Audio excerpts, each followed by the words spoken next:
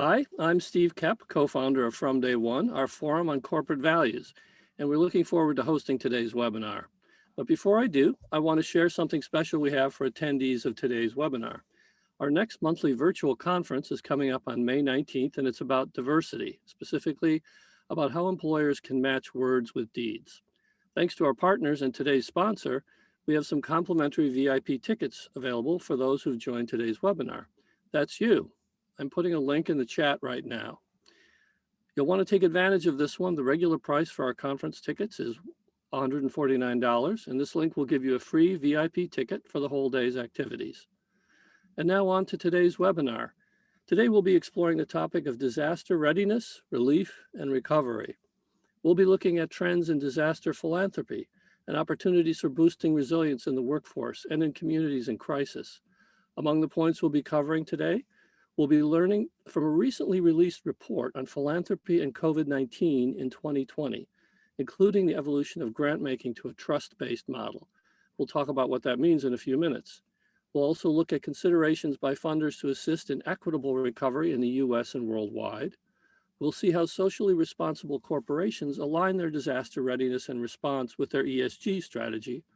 And we'll look at how all this affects real people based on recently released research on the impact of relief grants to individuals.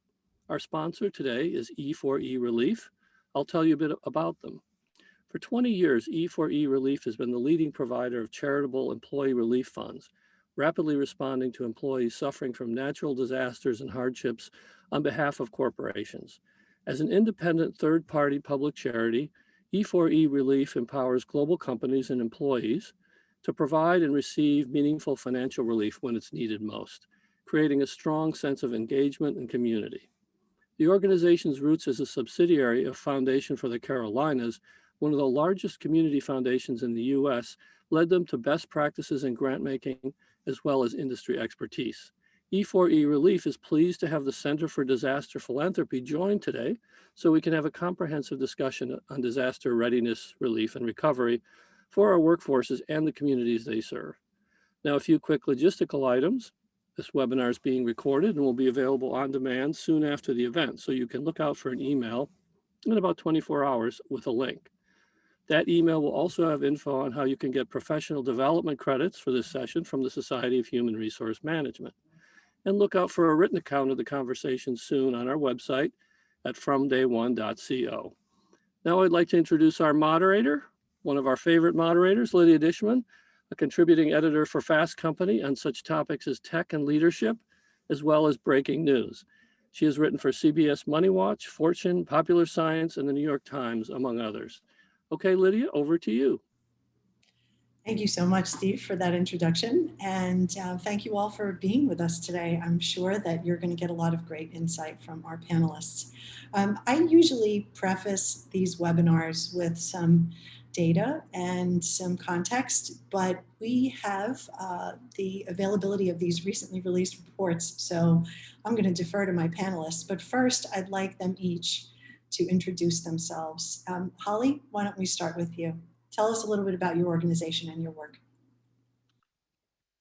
Hey guys, this is Holly Welch Stubbing. Good afternoon. I have the privilege of running E4E Relief and being part of a compassionate response to disaster relief and working with corporations all over the United States to help their employees better weather catastrophic disasters and hardships. So I'm pleased to be with you today and welcome Regine to joining us. Regine, I believe that's your cue. Introduce yourself. Tell us a little bit about your organization and your work. I would love to do that. So my organization, the Center for Disaster Philanthropy, was founded back in 2010. And what we realized early on is that disaster philanthropy has really become an all too necessary practice in recent years. And yet donors are really still challenged to determine how and when and why and to whom to give to have the greatest impact with their donations.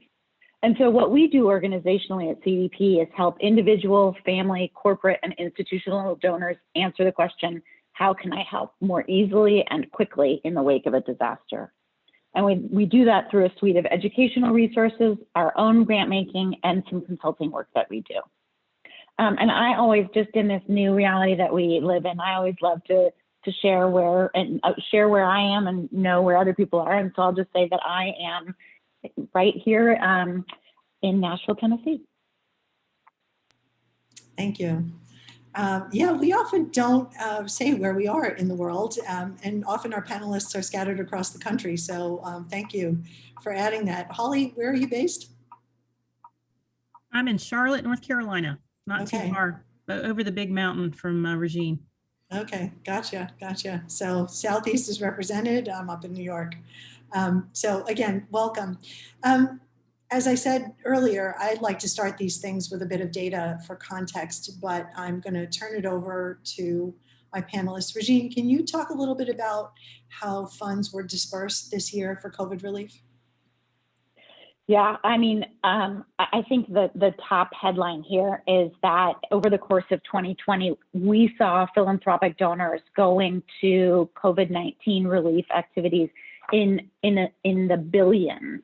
And that's something in the 20 years that I've been working in disaster philanthropy we've never seen, right? Like I'm not familiar even talking about B as in billions. I'm much more comfortable in the M, like millions zone. So when in our partnership with Candid, we realized that they were able to track, monitor, and analyze $20.2 billion in funding from corporations, foundations, public charities, and high net worth individuals to address the pandemic in 2020. We realized that that's honestly, it's nearly double the total reached from the first half of the year, right? So we saw just this giving upon giving really pacing through it. And this is also in addition to the billions that were donated by individuals directly to nonprofits and also through donor advised funds. So my counterpart over at Candid refers to this $20.2 billion as the floor of giving, and that over time, as we review tax documents and other public facing documents, that number is going to increase dramatically. Of that 20.2, we saw corporations really double down on their generosity. 44% of all of those dollars came from corporations. 54% of grants were awarded by community foundations, right? So we see how incredibly critical place-based grant making is to COVID relief and response efforts. And then at the end of the year, through the generosity of Mackenzie Scott, her donation, her 4.56, I think it was, really accounted for 20% of total giving. So just numbers that we've never seen before. I'll just give an example to that point. We were able to track, monitor, and analyze $545 million in total giving in 2017, following Hurricanes Harvey, Irma, and Maria, the California wildfires, and the two really devastating earthquakes in Mexico. So we've got 545 million, right? I'm going to pretend like I have a bar chart, all the way up to $20.2 billion in COVID giving. So, unprecedented need and unprecedented generosity. And it's remarkable to me because it was such an unprecedented year and so many people were impacted by COVID in so many different ways that people were as generous as they were. But I want to talk a little bit about what kind of organizations were these recipients, organizations, individuals. How did that all break down? So this map shows,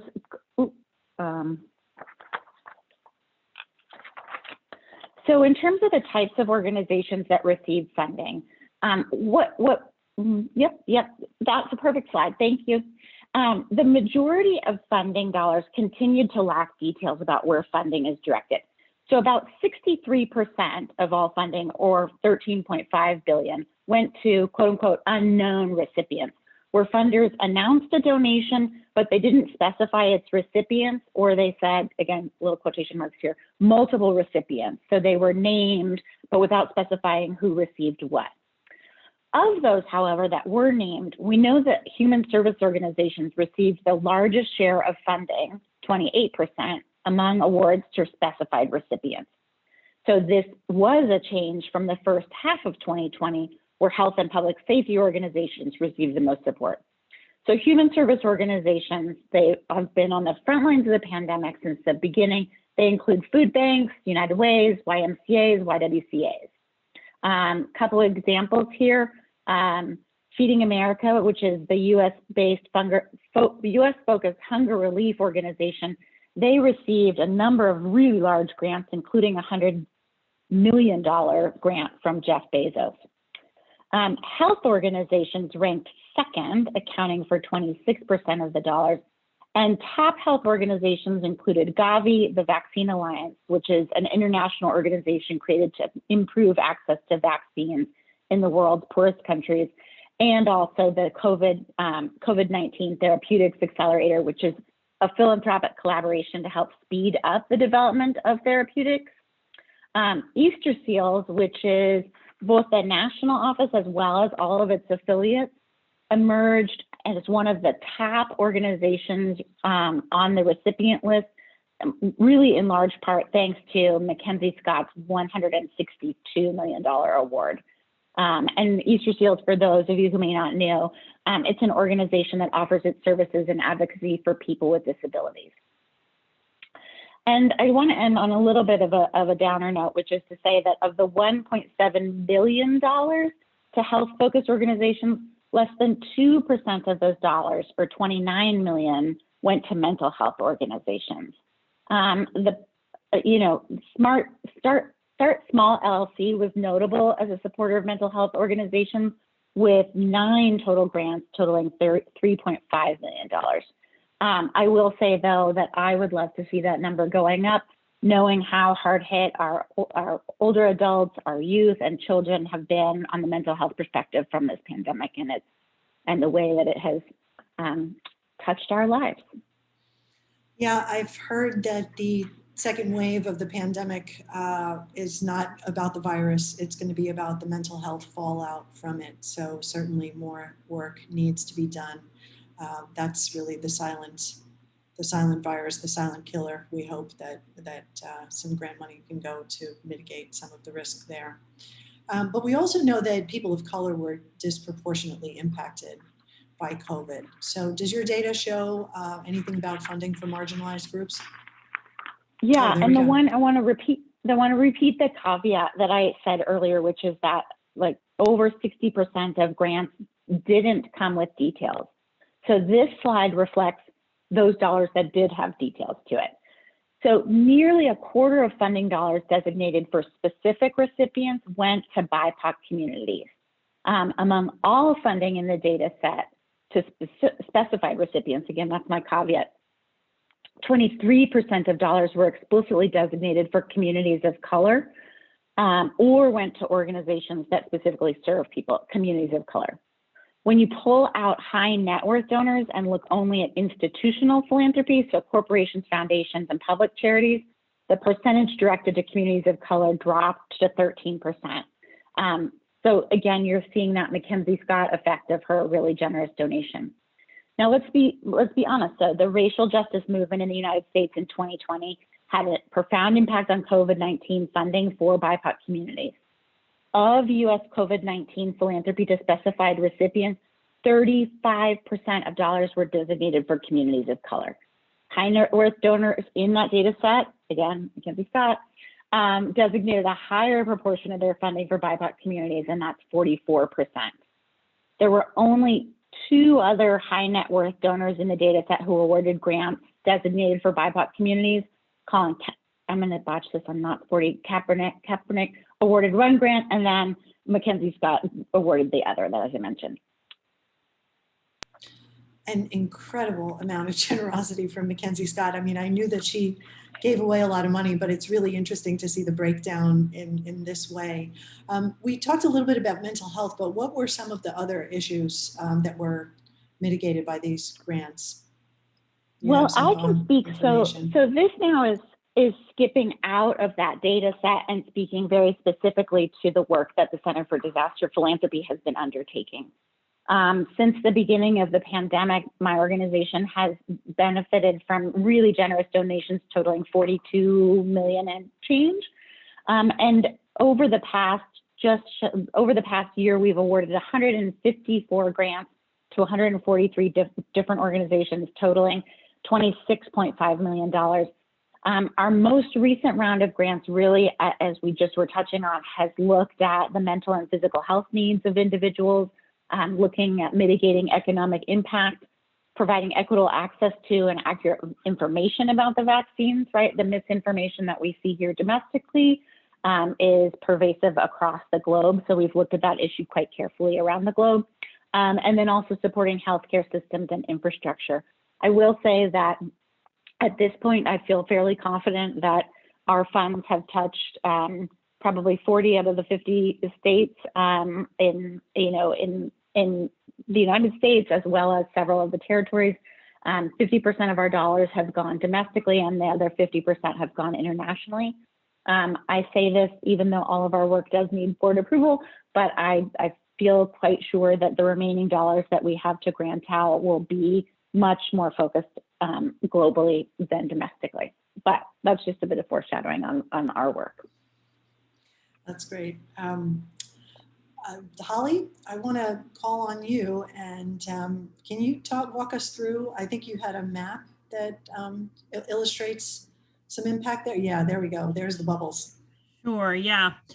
So this is a bubble map of all of our grant applicants from all over the world. If I showed you this map in 2019 and compared that map from 2019 to 2020, you would see a lot more white and a lot less orange. And so essentially what happened with us is that COVID exploded the idea of the grant to individual outside the United States. Specifically in this context, these are employees of companies, global firms that have employees outside the United States. They're all US headquartered companies, but they have employees all over the world. And so the storytelling that we've experienced coming from all over the world is quite amazing if you go back to March of 2020 to now. When you say go back to March of 2020, it feels like at once a century and an eyelash of time. Yes. But so much has happened. So can you talk about give some more detail about how all this intersects with regards to the work of your organization? Sure. So, emerging from 2020 and coming into 2021, I think the team, after you see what happened on that map, you want to step back from that and say, with the explosion of grants to individuals and relief as a concept by corporate America specifically, what do we want to focus on going into this year? And we decided that we really wanted to focus on readiness as a concept, readiness for disaster, readiness for the next disaster, readiness to work with different kinds of populations of grantees. We wanted to focus on responsibility, the fact that we're stewards of these assets in this program and that we are falling into a socially responsible bucket, and everything that happened post 2020, social justice initiatives being what they are. And when you look at some of our research about who our applicant pool is, this idea of falling squarely into the S category, if you will, of the ESG, strategic objective is a place that we found ourselves. And then of course, well-being. We want to deliver an employee better off than when they came to us, or an individual better off than when they came to us, because we've helped them in a very specific and personal way, and in a way that really is not as possible and a little bit different than a lot of other buckets of grants or even insurance or other components that might help families. I want to pause a moment here because I have an additional question about this particular little Venn diagram that you have. And the concept of readiness is fascinating to me, because when we talk about March of 2020, no one was ready for this. I mean, there might have been some disaster preparedness in terms of natural disaster like fires, earthquakes. What do you see readiness looking like now? Is there? Yeah, that's got to be a hard concept. Yeah, no, it's a great question, because for what we do, we've got to be ready in different ways than other philanthropic organizations, right? We have to be ready for business continuity and high volume, but we have to be able to deliver that in a compassionate and empathetic way. And because we're hitting people at different times and in different places in the world, it's for some at the most difficult part of their life, and so readiness for us is everything. We have to be ready for the next climate related disaster, the next question, the next corporation. As a concept, readiness is to me much bigger than that, to your point around everybody rethinking what readiness means, because the pandemic has changed our thinking there forever. So there's a very specific business context for us in readiness, but then it's, to me, part of the broader conversation going on around ESG initiatives in general, sustainability, readiness. A lot of these things feed into those concepts. There's the practical idea of continuity, but then there's the bigger concept. Yeah, I mean, I knew that wasn't an easy question. So, but I'm just fascinated by the lessons that we've all learned this year, because there were many, and how organizations and things like grant making have not been excluded from this, like how that's all adapted. But shifting gears a little bit, Steve teased some survey data at the beginning. So let's go to that for the numbers. Yeah, so E4E Relief received 155,000 applications last year. We were able to sort of isolate 82 clients and send out a survey, and had 56,000 of those receive it. And we ended up with an 8,710 sample size for our analysis, which we were really, really pleased with. And as far as we know, we're the first organization to ever conduct research by a research organization or institution in this space. And the idea of grant making to individuals and employed individuals specifically in this particular instance is new. It's a new take, a new slice on data and analysis, and I think something worth paying attention to by corporate America, because of the uniqueness of the sample, the fact that it's very diverse across industry, geography, but yet represents a pretty interesting representation of an economic strata and what people might be facing. So for our sample size, COVID was a contributing factor to every one of these. So it wasn't like it was a typhoon application. Right. These were COVID related applications. And in part, Lydia, to get to your question earlier about how do we arrive on the other side of this and evolve our practices to really address what people need. I was thinking when you were saying that the employed individuals were a diverse group, but was there some sort of through line, typical profile of who was impacted and needing assistance? Thank you for that question. Oh, there it is. Here's some information about the profile. So 68% of them are women. Very interesting. Yeah, that squares with a lot of the news. Yeah, almost 60% under 40. That was probably the more surprising statistic for us. 57% self-identify as people of color. And then 64% have a household income under 50,000. And that is quite relevant. That last number, when we talk about need, assessing financial need, which is what we're supposed to be doing according to the Internal Revenue Service, right? We're supposed to be determining if there's a qualifying event, assessing need, and making an award determination based on that need. And that's what folks are sort of asking us to do, if you will. So this idea of looking at the combination of income with race and ethnic and other identifiers is interesting as we look at the next several slides. And these were individuals that were earning under 50,000, or was it like this is a family household of four income. household? Yeah, this is a household income. Right. Fascinating. So what are some of the measurable outcomes then? So the first thing that we kind of looked at was this idea of financial well-being, as a means of tracking back to what we talked about. And one of the things, if you talk to financial wellness experts, they say that you want to look and see what negative events were happening before and what might have been avoided by a relief grant. So things like utility shutoff, eviction, foreclosure, food degradation. And so what we see from the research is that half of this population avoided a late fee.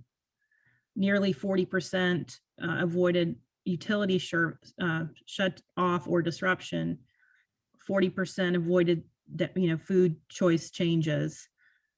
And then maybe most important is 20% avoided eviction or foreclosure. And we've done these surveys twice, and this idea of housing, affordable housing, how we treat where people live, the housing that they have, how much of their income it takes is quite an important statistic that sort of runs through most of corporate America's philanthropy at somewhere. If it's showing up in financial services as community development and philanthropy, it's showing up lots of different places, but this is another slice on that data. Now, it's my understanding there was a special fund this year. Yes, there was. Talk a little bit about one that. more slide here on, let's see if we can go. Oh, you have? I'm sorry. No, that's right. You're right. We went straight to it. So yes, this was an incredible thing to be part of, and career-wise, I'm sure for all of us who've been able to participate in it, one of the more important things that I will ever do. And that was working with New York Life and Cigna to set up the Brave of Heart Fund and all of the corporations who have contributed to this fund. It was a $65 million fund, an initial seed gift of $50 million by those two companies, and then another 15 million contributed by many others, family foundations, but large corporate gifts. And at this point, we are at a moment of finally an uptick in our grant making. We've had some time it's taken to get the word out about the program, but the program provides grants to frontline healthcare worker families who've passed away from COVID. So the survivor families are the one that apply. We've had 425 families who've been awarded grants in 39 states to the tune of 50 million. So that tells you right there, the gap is, significant for what we've raised and what we've given away. And we are really looking for applicants. So if anyone on the webinar is interested in forwarding applicants to us, if you know families or the hospital administrator in your community, please do go to braveofheartfund.com to check it out. But keeping in line with our impact work, 72% of these folks, this frontline healthcare workers who've passed away, identify as non-white. The average age of the decedent healthcare worker was 60, and the average age of the person applying on their behalf, which is typically a spouse, but it could be a grandparent or a child, usually as a spouse or a child, is 47. And if we go on to the next one, we'll talk a little bit, you can see a little bit more about who they are. The interesting thing about this program is when we were talking with the companies about setting it up, there was a whole set of conversations about who would this impact, who might apply, who might pass away. I mean, you had actuaries calculating the number of healthcare deaths in March or April of last year. And I remember getting that call and hearing their estimation of how many healthcare workers would pass away. And it just was a moment where you just had to take a moment, I mean, it was really a hard thing to hear. And that was the moment I really knew that this was real. Not that I didn't think it wasn't real before, but just the idea of this is happening, and it's not going away for a really long time. And so the good news about the reason I'm saying that is to say there was some uncertainty about who it would be. And as it's turned out, you've got a profile of exactly who you would want to support in terms of household income and type of job. Mm-hmm. And, no surprise if we look at these career paths here and the worker roles, they are all patient care, the people who touch the patient and who are around the patient, nurses, nurse techs, nurse assistants, home health aides, PAs, and the support teams, cafeteria workers, janitorial staff, et cetera, that support those folks. Right. So it's pretty incredible, and it felt appropriate in a session where we're talking about disaster recovery and resilience to talk to you a little bit about these people coming off of, COVID, and show what kind of sacrifice that they have, and the stories that we have. And we have stories on all 425 people almost at this point. Learning more about who their family member was, and how, to a person, every story we have is how altruistic they all were, and that most have said they wouldn't have it any other way. This is who they were, and they wanted to serve. Of course. So I know this is a little more anecdotal in some ways, than. No, I was going to ask you. I think that the stories are really helpful to hear. We've come a long way from when people used to go out their window banging the pots and pans when the shift ended. I mean, I don't remember when that stopped, but it was probably sometime in the summer. And the further we get away from that crisis inflection point, the less we think about the individuals who have been impacted. So if you have a story, go for it. I'd love to hear it. One, like we can go here. One more slide on impact. So okay. 83% of the families lost their primary household income provider. Mm-hmm. So that's an important thing if you think about the reverberations of COVID for those families long-term, and the reason a fund like this could be really helpful to them. The fund awards up to $75,000 to an individual family based on need. So it's $15,000 to pay for funeral expenses, and then an additional $60,000 if you meet certain criteria. So you can see that would be meaningful to a lot of families. Yeah, for sure. And then as a result of the phase 2 grants, and that's the average size there, 36,120 is the average size of that larger grant. Our research is saying that we've got significant impacts from those families about decreases in work absences specifically, which would be interesting to this audience. And then 57% avoided utility shutdowns. And there's also some suggestion of housing being a critical component as another back end of that utility shutdown. Oh, here's the story. And it's just a story about, I don't know if we have time to do it, but it's Debbie Sheraton, who was, another one of these wonderful registered nurse, a lifelong nurse who, as remembered by her husband and Jan, and essentially Debbie, was the rock of their family and provided a long-term healthcare support in her community. And the way that Jan describes her work throughout her life and in this last piece of her life is a reflection of, just the pure altruism associated with the profession that she was in. Mm-hmm. Wow, that's wonderful. I'm glad you put that up there. So it's important, as I said, to remember the individuals because they were there and they did help, and their families were impacted and continue to be impacted. Grieving is a journey. Switching gears just slightly, audience, I'm sure that you also will have questions, so I encourage you to drop them in the Q&A box and we will get to those close to the end of the session. I do have some questions though, additional.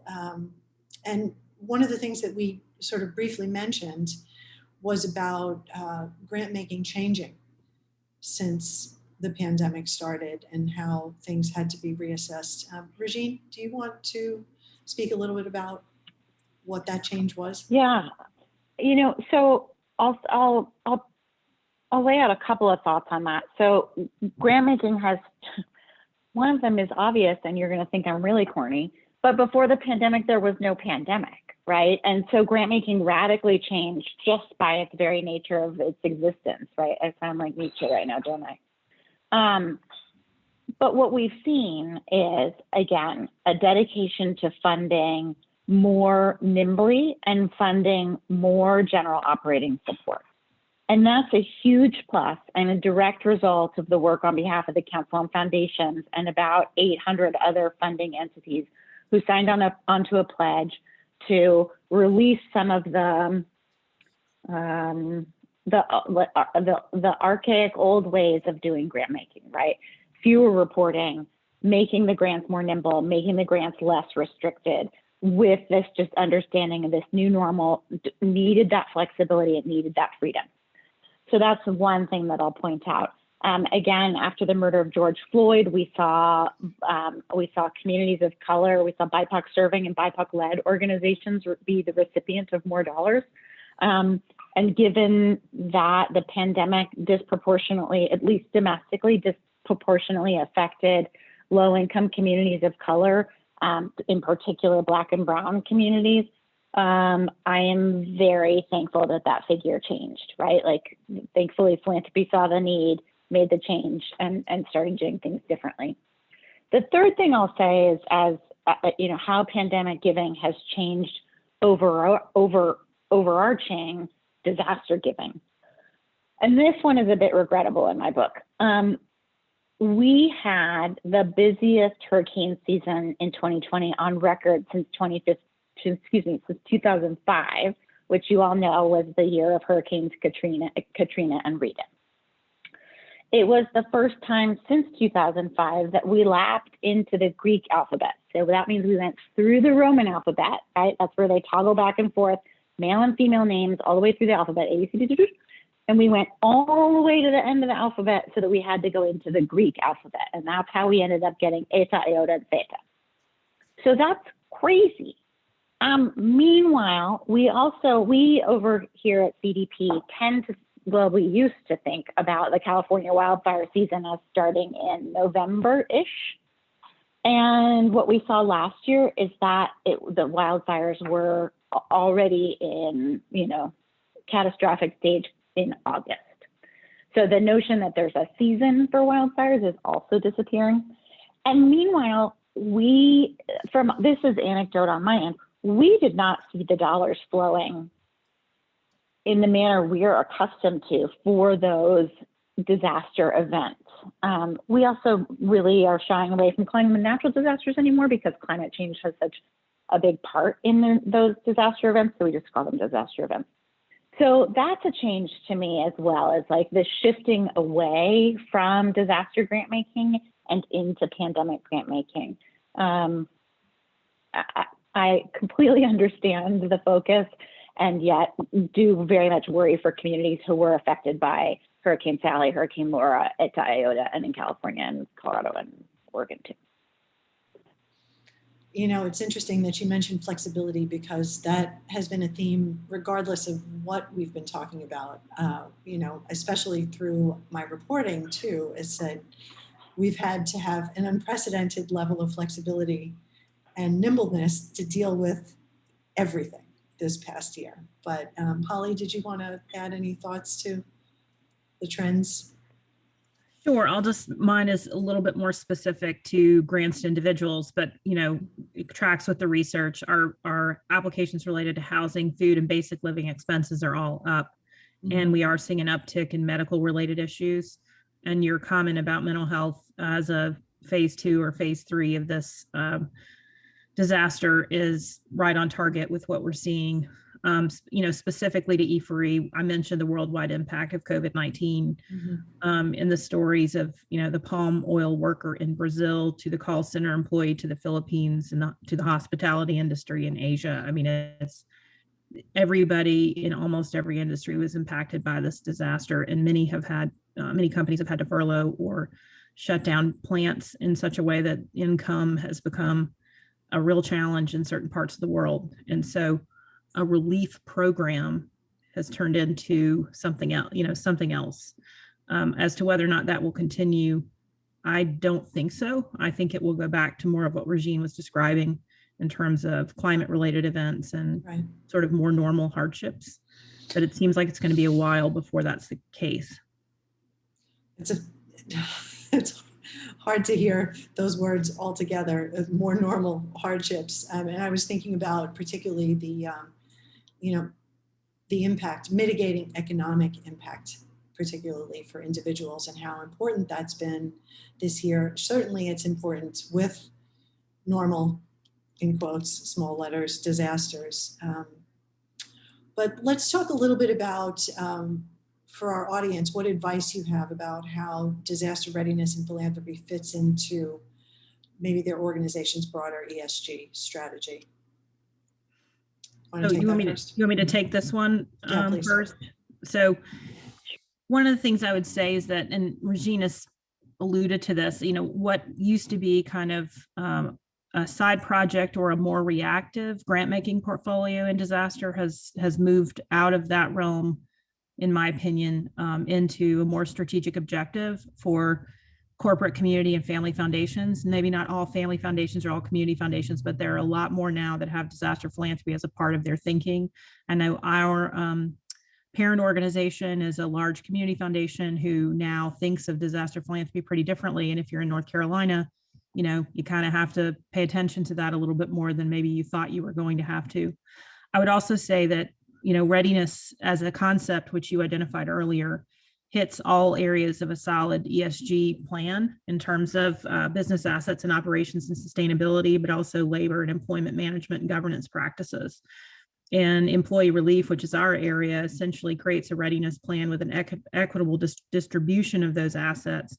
And in an environment like 2020, post that, adds a layer of care and compassion for the employees. And so this idea of lining up grants to individuals and caring about your people seems to be a natural progression of that ESG strategic objective. Regine, go ahead. I'll just add in, some of the language that we used, even in early days, was just to make the remark to philanthropists to say all philanthropists are disaster philanthropists. And for me, that started, I used to read a lot of 990s, which for those of you listening may or may not know, they're the tax filings that foundations and nonprofits have to submit to the IRS. And I'd read them and I'd be like, wait, they're saying they don't do disasters, but they make $1 million gift every year to this one organization that happens to be a household name. So I'd say to them, like, you're a disaster funder. And I also challenge other funders who are giving to the unhoused or to early childhood services, or even to the arts, that they too, in some way, shape, or form, are disaster funders because they're either preserving life or community or culture, and somehow that always has a place in disasters. With the pandemic, though, I think it's what one cannot, right? It's things you can't unsee, right, or things you can't unhear. Isn't that what people say? And with the pandemic, you cannot unhear the word pandemic. I'm chopping an onion at night for dinner and chatting with my husband, and I'm talking about the pandemic and disasters. And I'm not alone on that. So to me, it's about being thoughtful and planful and recognizing that that disasters, either events or the pandemic, are not going away. And so what can we do to be smart and thoughtful and serve the communities that are the most vulnerable and in need? I want to ask you about corporate volunteerism and where the place for that is in all of the strategy. So volunteerism is really near and dear to my heart, both from what I do in my day job as well as what I do in my community here of Nashville. And corporate volunteerism has been decimated by the pandemic because of the risk. And I know that everybody who's online right now are HR professionals abundantly. And you all are looking at me saying, of course it was decimated, because the risk and liability of putting together a group of 50 or 100 volunteers in a situation that you may not be able to get the full 6 feet of social distancing is a really tenuous position in which to be in. The ripple effects of that, though, as it relates to disaster and disaster recovery, are that since the disaster has occurred, it's been more and more difficult to marshal the volunteer base necessary to do deliberate and thoughtful cleanup, debris removal, what is lovingly called a muck and gut, which is a home clean out. Getting that volunteer core in place has just been really challenging. Here in Nashville, we started off 2020 with a series of tornadoes that touched down in town. And in the 10 days, it's been a good year. In the 10 days since the tornado hit, in the 10 days after the tornado hit, Hands On Nashville was able to register 25,000 volunteers. That's in 10 days. And then once our stay-at-home orders came into place, for obvious reasons, that ground to just this like screeching, loud halt. And we're only now just seeing that corporate volunteerism start to pick up. And I ring my friends in the corporate world and I say, like, when are we getting that back going? And they're just really honest and they say, at this point we can't. We're encouraging individual volunteerism, but to put the corporate backing behind it, it's just too premature. And I'm wondering too, because I know that a lot of community food banks sprung up very organically throughout the pandemic. And there were so many volunteers, individual people that just, kind of let's help unload a truck or fill a refrigerator. I mean, do you think that had an impact on it as well? If people were doing that, then maybe they felt like they didn't have to work through their organization? I don't know. I'm not sure. I know. So Points of Light is what's it called? The umbrella, the mothership. I'm sure that's a technical term. That's a good one. of local hands-on affiliates, right? So there's Hands-On North Carolina, there's Hands-On Bay Area, Hands-On Nashville, et cetera. And Hands-On does a really good job of working with local community-based organizations to make sure that all of the volunteers are affiliated. Mm-hmm. So I'm not sure how to answer that question other than. No, that's okay. I was just curious. Be an affiliated volunteer. I'll give my recommendation. Be an affiliated volunteer. Awesome. Well, we are getting a lot of questions from the audience and they're good ones. So in the last 10 minutes we have here, let's go to some of these. Laura wants to know, readiness is so important, but it's hard to quantify. How do you report on success? Who wants to take this one first? That's a good question. I can try and take this one.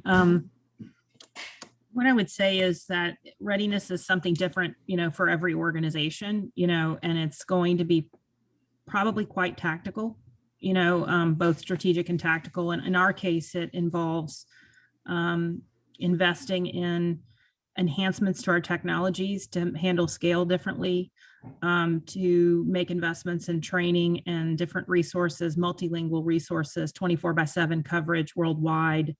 Those are the types of things I'm talking about for readiness, but that's very specific to our world. And all I would say is part of the readiness for me in terms of this call is recognizing that there is another disaster around the corner, and not what I find, and I don't know if this is fair that you see, Regine, but I see corporations being very reactive to the next one as opposed to being maybe a little bit more proactive that it's going to come. And so, it's a more high level, comment, but there are tactical things that one can do to be ready. Regine, you want to add? I agree with you 100%. And I think some of corporate response has to do with, I hope I don't mean this to sound cagey, but like the need for visibility. And so when we work with corporations, we encourage, our mantra is like, let's look at before an event, and then let's look at medium and long-term recovery, and let's focus on that. I'll highlight a few resources. One is when you think about individual personal preparedness, ready.gov has a terrific, very doable checklist of things that you can do for your own home and your own family plan. Operation Hope has, dare I say, a killer financial readiness plan. It's actually, I don't mean to deter you all, but like, it's actually kind of hard because you have to like articulate where all of your documents are.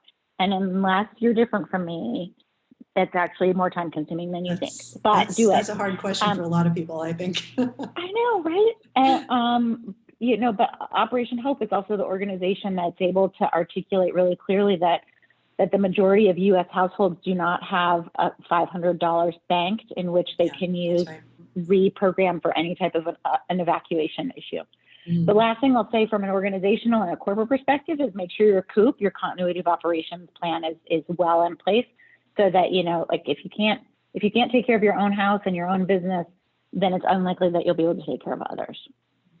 Yes, put your own mask on first before you start to assist others. You can't overstate that one.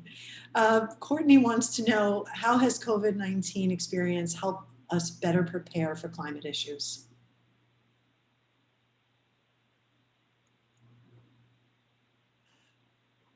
Holly? That's a tough one. I would say that, just if you look at, one interesting kind of thing that I've noticed over the last few years is how part of my role for the last several years has been in the investment space and in investing endowments. And if you look at how corporations have completely reinvented themselves as far as where they are on the sustainability metric, and the ratings that are associated now with large pension plans and institutional plans in investing in sustainable organizations and business models that are sustainable in the truest sense, that has exploded during COVID, and so in the world post-COVID, while it's sort of less related to disaster relief philanthropy necessarily, that change, which is trillions of dollars, and the movement of that will influence and inculcate everything that we do ultimately. And my hope, honestly, is that there is no more ESG. It's just the way that we do business, and it's how things will operate in the future. So to me, COVID has brought a tsunami of awareness and leadership commitment to change in this space that you haven't seen before.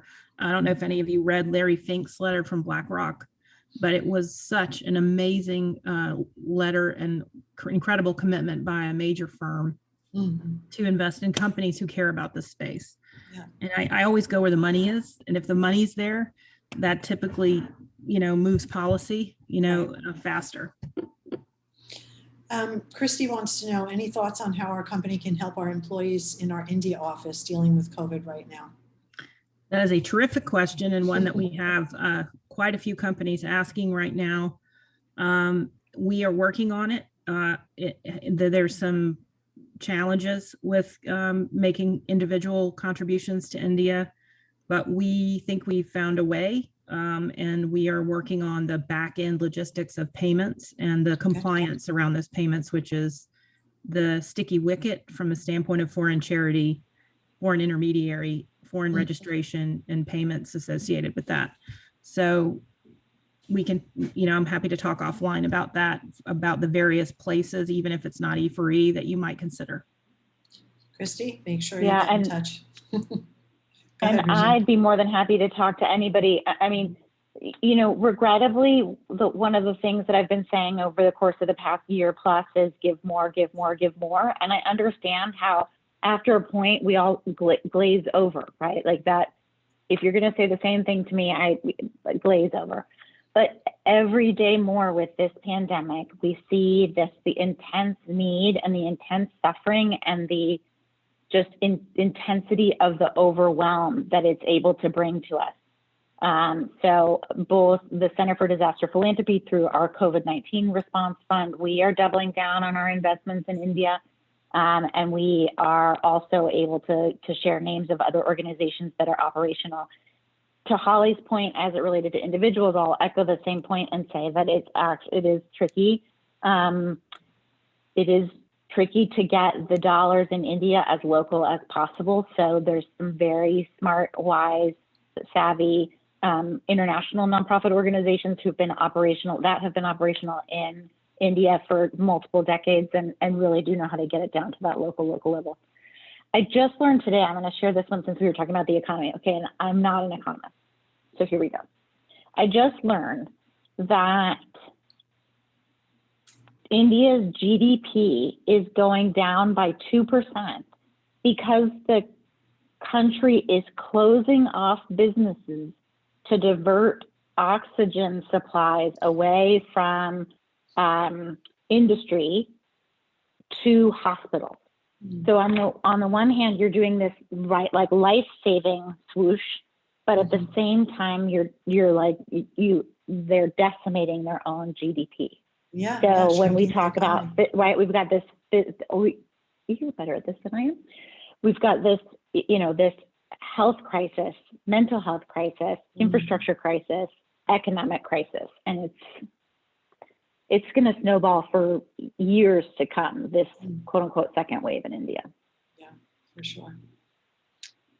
This question came up the last time we did a webinar about this topic. Is emergency relief considered an employee benefit, or is it categorized in another way? I can answer that. It is not categorized as an employee benefit because it is a public charity, independent charity making a determination and an award. Even if you have an internal program run with a nonprofit organization, it would still not be considered a benefit because you would be running it independently. But of course, that's the whole point of outsourcing a program, is to not have to deal with the regulatory environment and the risks. But, it's a great question, though, because from a engagement and marketing perspective, companies do kind of line it up in a stack of what they offer to their people, and they do consider it a key component of employee engagement and employee support. And so it doesn't look and quack like a duck, but it sure feels a little bit like a duck. But Right. legally, it's not a duck. This is one that I actually was thinking about myself. So thanks for this question. This person chose to remain anonymous. Has the pandemic been so widespread in its impact that it's raised the profile of this kind of relief? And by this kind, we mean employee relief or disaster relief? Or It sounds like disaster relief. I'll let you take it, Regine. Oh, you think I'm sorry. We read it. I'm sorry. I was thinking employee relief. We read it again, Lydia? It wasn't specific. It says, has the pandemic been so widespread in its impact that it raised the profile of this kind of relief? I thought it was disaster relief, but perhaps maybe it's just employee relief. Can we do a two-pronged approach? Yes. Let's say yes for both of us. Yes, I mean, definitely raise the profile of disaster philanthropy for sure. Okay. And most assuredly employee relief. I mean, there are hundreds of employee relief funds that were created as a result of COVID, if not thousands. Our grant making went up tenfold. We gave away $100 million last year in this, which is, if you look 5 years ago, even in this space, it just wasn't there, Right. So. Ditto to Holly. We gave away $30 million last year. And if you would look at our past 5-year history, we've not given that in a sum total. So yes. And to your point, Holly, the same way that you talked about the number of employee relief funds, we've been able to document about 1,000 COVID relief funds that are community-based, city-based, county-based, et cetera. All right, we got about a minute, so let's do a little 30-second crystal ball here for Blaine. Do you see COVID relief funds being wound down by foundations and corporations, or viewed as a long-term continuous fund vehicle? 30 seconds. I think we're going to be wearing masks for a long time to come. So yes, I don't think that those funds I don't think they're going away. Great. I would say that, I don't know. I have a mixed view on this. I believe that COVID's exactly what she said, but I also think that there is a limited amount of funding that will be applied to this particular event, and it will eventually stop being applied to it, and it will move on to the next disaster. So a little bit of both. A little bit of both. All right, well, that's all the time. I'm sorry we didn't get to all the questions, but if you'll notice, attendees, the contact information for both Holly and Regine is in the chat box, so feel free to avail yourselves of that. If you have additional questions, you'd want to get in touch with them directly or reach out via LinkedIn or their organization's website. And thank you both for having this conversation with me. I always learn so much from you both. Thank you so much for having us and for moderating. Lydia, you're the best. You are the maestro, as you are told. And Steve, thanks for having us. Indeed. I'll echo the thanks. Well, thank you, Lydia, and to our speakers, Holly and Regine. That was a great conversation. I think the combination of your research statistics as well as the stories about specifically how it was helping individuals avoid eviction and missing payments and all sorts of other problems really made a strong impression. So kudos to both of our speakers. Thank you again to our sponsor, E4E Relief, and to all of you who participated today. If you'd like to join us at From Day One for more virtual events, you can head to our website, fromday1.co, and check out more of our upcoming webinars. I'll mention too, on Tuesday, May 11th, we'll be talking about the new hybrid back to work style, what's optimal and what's fair. On Tuesday, May 25th, we'll be talking about how small to medium enterprises are facing the back to work challenge. So thanks everyone and stay well.